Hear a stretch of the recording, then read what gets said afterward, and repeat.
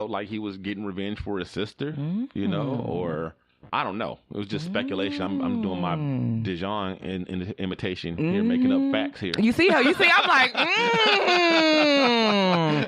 yeah, you right. That's good. Shoot, that was a good one, Dino. I like that.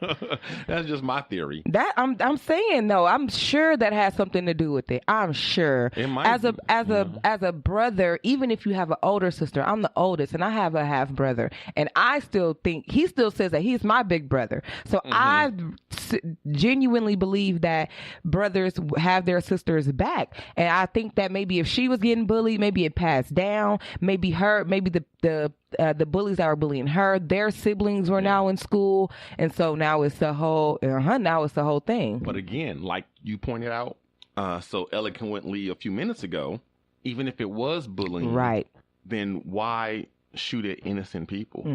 You know what I mean? Even though he did say in another story, one reporter reported that he said that he didn't shoot kids that he liked. He didn't say he shot bullies, right? But he just said he didn't shoot kids that he liked. So who knows? Yeah, who knows? Yeah. But my thing is, I think it's a confluence. I think it's a lot of different factors. I think it's very much like a serial killer. You know, there's no one thing that makes a serial killer. There's like kind of a perfect storm of events. Right. Partly they have to be born a certain way. Partly they have to be, abused. Partly they have, all these different things. It's not guaranteed to produce a serial killer, but it can. Yeah, it's more likely. Right. And most serial killers will share these different, these different traits. I think it's the same thing with these shooters. I think there's several different things. The opportunity of guns being available. I think bullying could have a part. Mental health. Having poor mental health. I think it's just a confluence of things, and I don't think. We're steady searching for the one cause and want to just eradicate it so it just stops. And I don't think it's that simple. No, it's not. I really don't. And one guy, we actually did this too. A few months back, there was a doctor who had a theory about absentee fathers having a role in this as well. And I believe that. I'm wondering. If except in this, well, not except, but in this case, in this instance, that doesn't seem to be the case. Right. But in a lot of them, it does, and I think that could be a contributing factor as well. Yeah. Also, you got to think these teenagers, these high school kids, they are coming into their own. They're finding themselves. Their hormones are changing. It's just so much going on with them that they are processing internally that I think.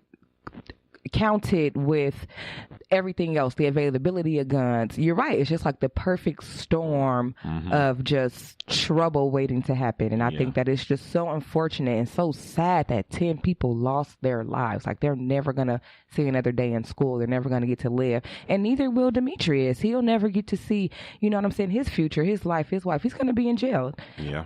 But I hope that he can, help shed some light and help more people so that this will not happen as frequently. I'm sure it'll never stop just because it's just the nature of people. But I hope then that maybe now we can kind of, he'll be able to help other people. Right.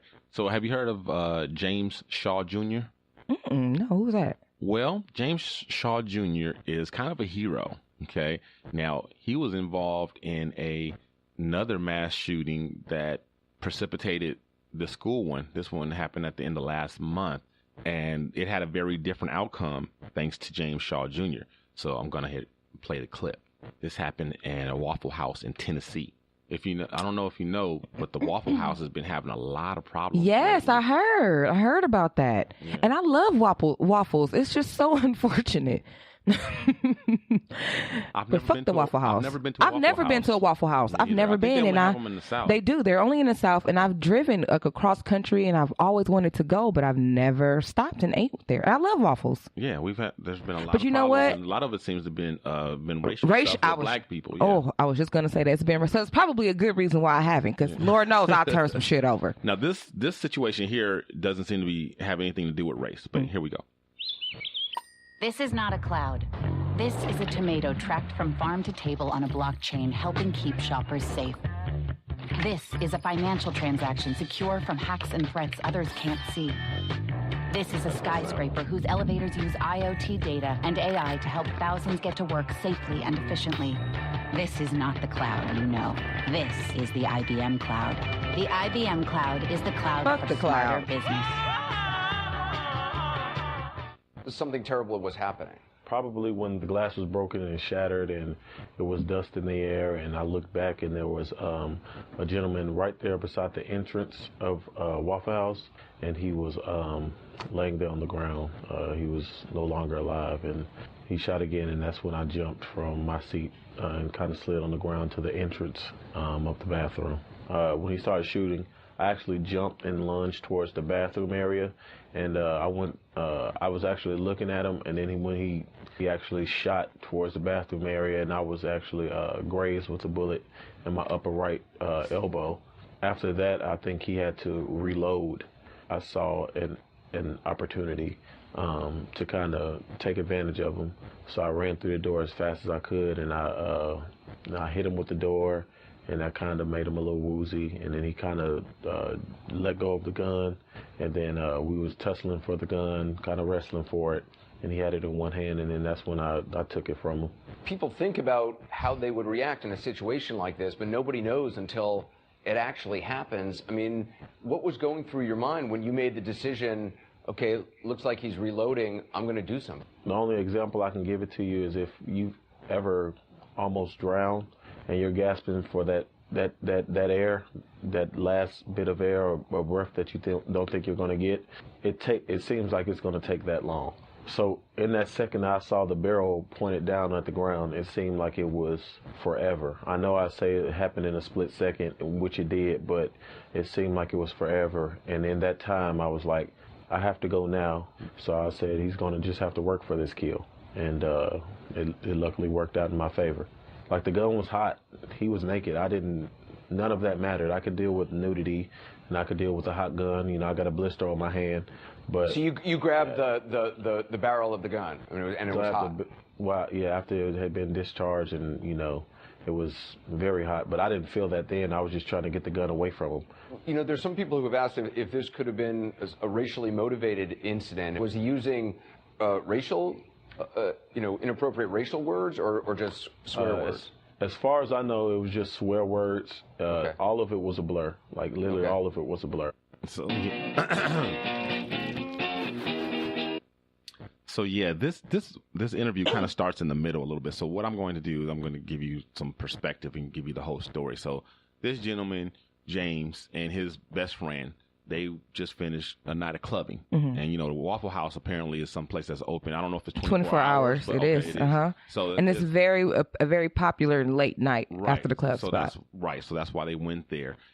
So they're there and they're eating, and they were actually watching this bus boy pile dishes up really high, and it was leaning, and they were kind of laughing, guessing when it was going to topple over. Mm-hmm. So when they initially heard the crash of the windows, they thought the plates had finally fallen over. Down. And then they realized that, hey, they saw this guy just shooting into the Waffle House from the outside into the, you know, it was breaking glass and everything. He had shot some people, and so they take cover, right? And as the guy starts to reload, that's when James Shaw sees his opportunity, right? And this is why I called him kind of a hero, is because he says that he's not a hero. He says that he even has a 4-year-old daughter. Mm-hmm. And he said he was not even thinking about her at the time. Wow. He said he's just being honest. He said, all I was trying to do, I was not trying to save anybody. I was not trying to be a hero. He said, I just wanted to live. Right.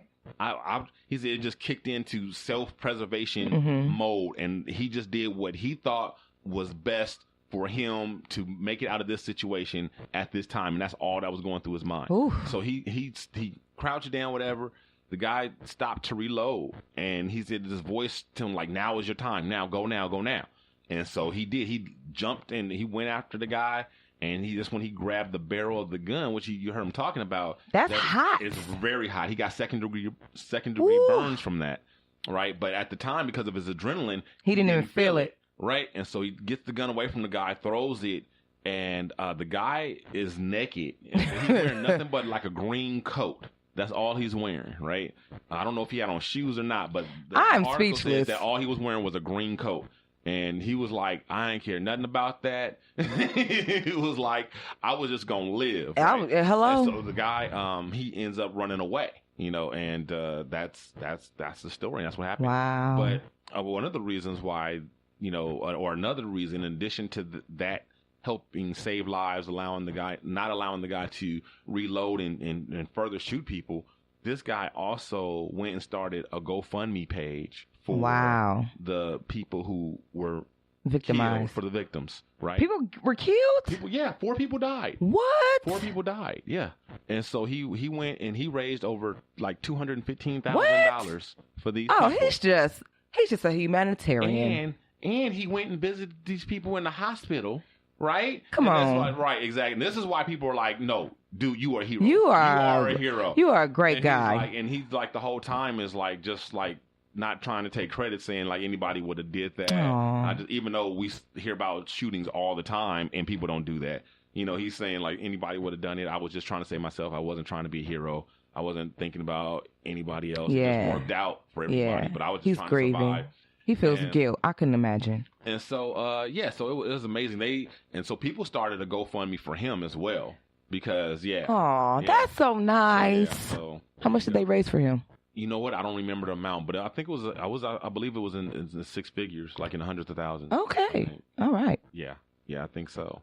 I was gonna say he raised 200,000 for other people. At least we can do something nice for Mr. Shaw. Right. Yeah. Well, that's good. I'm happy. He's been on Ellen, and awesome. The president has mentioned. They talking about. I don't know if he actually went to the White House, but they were talking about he might get invited to the White House and everything. So he should. He need. I don't even know, but that is an exceptional human being right there. Somebody that would be so selfless. Right. That wasn't selfish. No. That was selfless. And he was thinking of his daughter, because if he wasn't around, if he was dead, if he was killed, then his daughter wouldn't have a father. So in a sense, he was thinking about his daughter. By saving himself, he was able to save so many more people. Because if he pointed the gun at him, grazed his elbow, that means he wanted to shoot everybody.